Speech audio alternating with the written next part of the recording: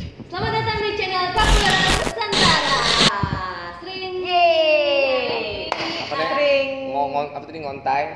ngobrol santai. ngobrol santai. Sih. Oke, bersama saya Akina Facia. Ada aku Vivi Manyosa. Hari ini kita bersama dengan Profesor Galo Juro.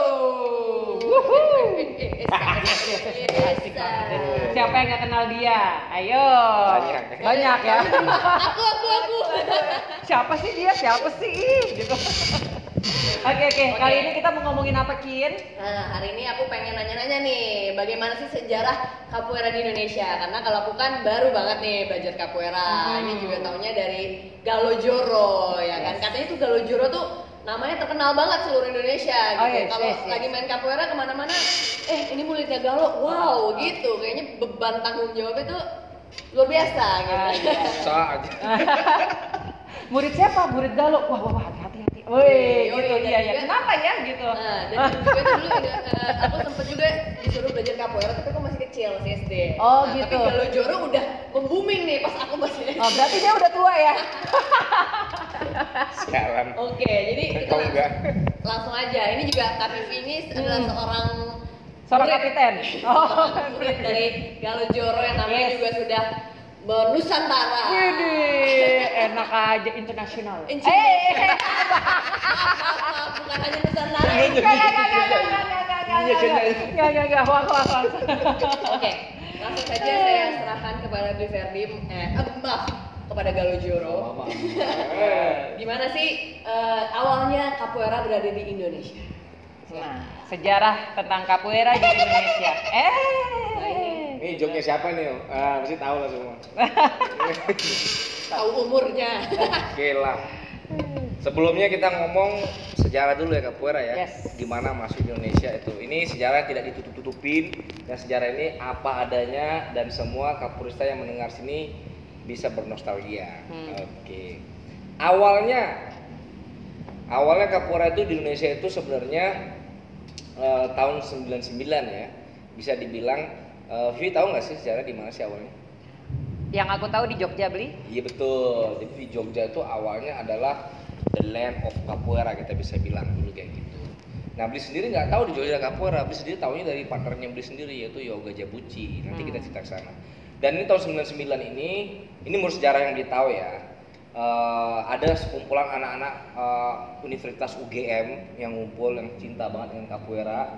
Nah, kebetulan pentolannya itu mereka tuh ada 7, saya inget banget tuh. Jadi grupnya tuh ada bintangnya ada 7 tuh. Tapi yang dituakan tuh ada namanya Mas Yudi Handoyo. Dia sekarang nama capoeiranya Leao ya. Itu orang yang sangat dihormatin dalam dunia capoeira Indonesia terutama ya. Nah, itu mereka tuh ada pertukaran pelajar dari Australia. Ya, Australia pertukaran pelajar, datanglah belajar ke Jogja. Nah, kemudian ini ada namanya itu student itu namanya Naomi. Dia tuh pernah belajar capoeira. Mungkin pas saat ngeliat ke sana, oh ini capoeira ya, oh I know capoeira. Terus mereka mulai cari tahu tentang capoeira. Iya. Ya ada berikutnya ada nama-nama yang Bli tahu ya di sejarah capoeira di Jogja tuh banyak yang Bli tahu, tapi banyak juga mungkin yang belum disebut ya. Ada Mas Yudi, terus ada Mas Aan almarhum, ada Mas Yuka, ada Mas Noko, Rama Sugeng juga, terus siapa lagi ya? Yang banyak sih pelopor, ada Irul juga, nggak sebut terus. Siapa lagi ya? Banyak sekali, ada banyak sekali di UGM tuh semua di sana. Nah, kemudian di Jogja itu startnya di sana, mereka pertukaran pelajar capoeira. Tapi sebenarnya mereka ini dulu Mas Yudi itu atlet usu juga. Kayak beli capoeira. Sama Yoga Jabuci ya? Iya. Jadi yang senang capoeira kan memang dulu kan senang akrobatik tuh, jadinya kayak gitu. Nah, barulah hijrah ke Jakarta kayak gitu. Nah, di situ awalnya mereka membentuk suatu komunitas namanya Capoeira Jogja Club kayak gitu. Itu awal di Indonesia tahun 99 kalau nggak salah ya. Dan masuk ke Jakarta tahun berapa? Nah, 2001, 2002, 2003, 2002-an itu mulailah ada namanya Yoga Jabuci ini sebagai pelopor capoeira di Jakarta. Ya, Bli belum masuk. Jadi justru bukan dari Jakarta ya. Biasanya kan kalau sesuatu yang hype itu terkenal biasanya di Jakarta. Biasanya kan sesuatu yang bikin hype se-Indonesia itu kan adalah dari Jakarta. Tapi ini justru berasal dari mahasiswa UGM di Jogja gitu ya. Betul ya. Jadi malah baru ke Jakartanya belakangan ya, beberapa tahun setelahnya. Dan mungkin saat itu gimana sih bisa jadi sampai seterkenal itu gitu? Apakah karena media atau mulai kan dulu belum ada sosial media nih. Iya. Jadi pasti nggak segampang sekarang gitu memperkenalkan. Tapi pada saat itu kan bener-bener hype gitu. Iya. Jadi untuk tukeran. Iya. Gak apa-apa ya. Enak kamu di sini. Biarin aja. Ini udah permanen. Ya memang awalnya tuh kan sebenarnya kalau beli taunya tuh dari yoga ya. Yoga itu belajar akrobatik lompat-lompat gitu. Tapi sebelum akademis capoeira beli pada saat itu beli juga. Dia kan stuntman ya, saya suka juga akrobatik, juga punya bela diri sebelumnya. Terus lihat ada capoeira Jakarta, masa sih gitu. Mulai kepo kan, langsung lihat yoga capoeira katanya. Ternyata dia kan suaranya akademis banget, kalau soal bela diri itu akademis. Jadi nggak yang kayak ngumpul-ngumpul kayak gimana gitu. Nah, terus beli tanya, di mana belajar gini-gini? Oh, belajar sendiri. Tapi dia mempelopori, abis itu kemudian adalah kayak ini ya, awalnya kalau nggak salah dulu tuh capoeira jadi hype gitu melalui media, pasti ada show mulai show kayak gitu kan, show capoeira. Nah, dibawalah orang-orang Jogja ini ke Jakarta dan di sana ngeblend. Dan kemungkin ini beli kalau aku sih pas kenal capoeira sih waktu itu pas banget ada film si itu Only the Strong itu. Ya, jadi semakin naik ya. Semangat juga. Ya. Jadi ada toh kayak gini gitu. Kalau itu kan tahun 94. Itu 94 ya.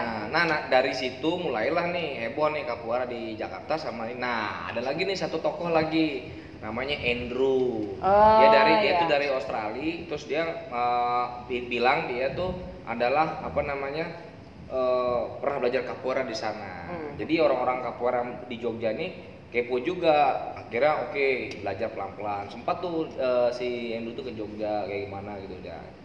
Nah, kalau beli sejarahnya nggak sama dia. Nah, ternyata beriringan dengan situ ada juga di Jakarta capoeira lain. Nah, beli sama yoga nih, misalkan nih bareng-bareng nih. Ada juga di Bulungan dulu, di Bulungan tuh mulai juga rame capoeira, jadi pakai putih-putih, tapi belum punya edukasi sama sekali.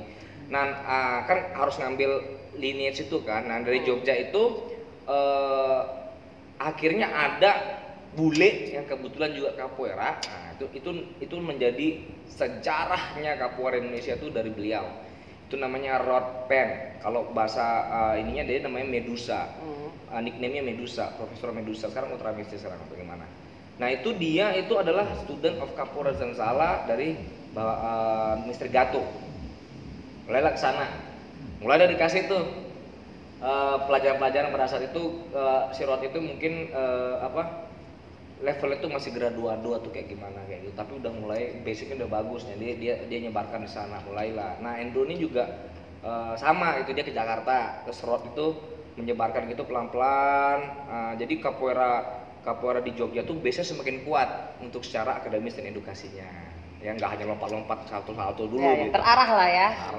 Kalau di Jakarta, kebetulan Jakarta kan yoga, terus beli kan bikinlah satu perkumpulan sama kayak di Jogja dulu.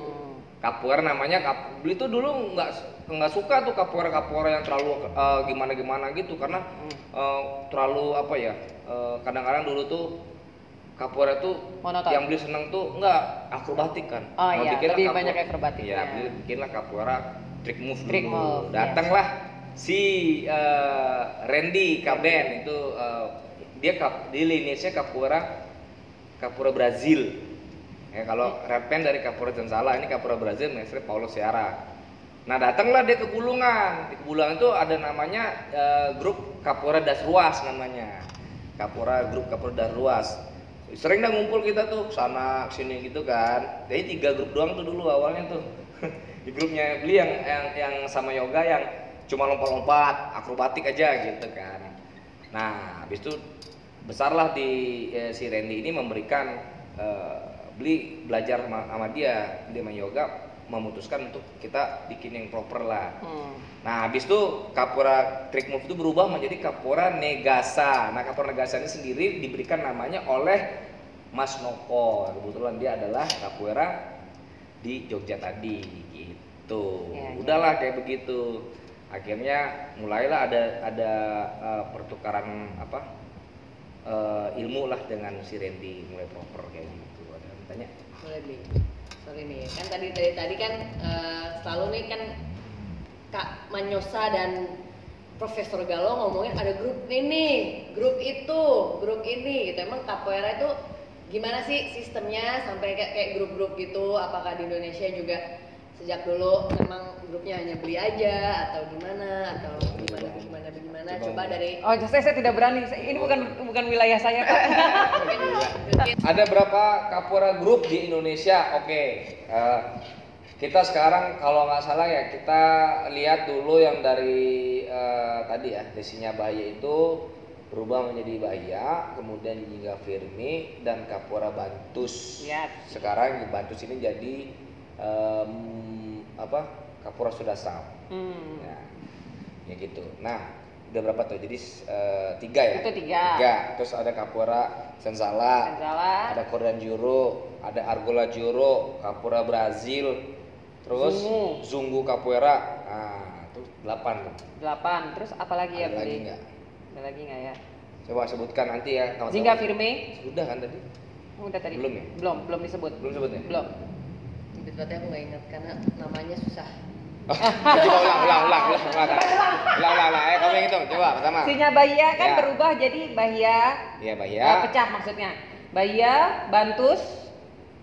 Yang jadi Sodasau sekarang. Bantus sama Sodasau jadi satu lah ya. Terus si mana lagi? Tadi ada 3 loh. Jingga Firmi. Benar. Sekarang udah nggak ada juga sama. Ya, Jingga Firmi, Jungu.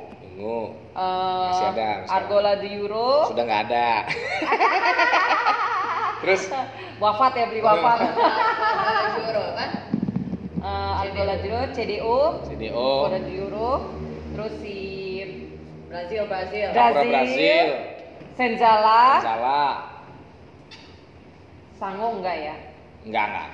Oke. Masalah itulah pokoknya kalau misalnya ada yang kurang disebut bisa komen di bawah ya. Lupa, Bo. Nah, lupa. Tapi itu nggak masalah. Karena kita kan ada di ranah Nusantara. Jadi siapapun yang melakukan Capoeira di sini mau grupnya apa tetap dibilangin namanya Capoeira Nusantara. Iya. Setuju kan? Ya, setuju. Makanya untuk Indonesia ya, Bli? Iya, ini udah waktunya ntar. Oke. Itu terus grup-grup di Capoeira ya. Itu termasuk ada juga di Bogor apa semua banyak sih sebenarnya ada banyak yang tidak tersebut. Mohon maaf mungkin ada juga di daerah-daerah tanah Jawa sana gitu lah. Banyak sekali sebenarnya. Banyak di Padang juga ada kayaknya kan. Ada. Jadi kurang lebih ada banyak grup yang dulu awalnya hanya beberapa akhirnya berkembang ya. Sampai zaman sekarang mungkin ada juga yang kayak dulu awalnya kan itu juga perkumpulan aja, mungkin sekarang juga ada seperti itu ya. Jadi syaratnya untuk grup itu adalah ada mestrinya ya. Ya. Kalau enggak gitu. Oke, kita tutup yang ini ya. Oke. Teman-teman, terima kasih semua. Itu tadi adalah sedikit sejarah dari awalnya bagaimana sih Capoeira itu berkembang di Indonesia yang sekarang juga mau dikembangin menjadi Capoeira Nusantara ya. Jadinya dari beberapa grup kita satukan semua menjadi Capoeira Nusantara seperti Indonesia.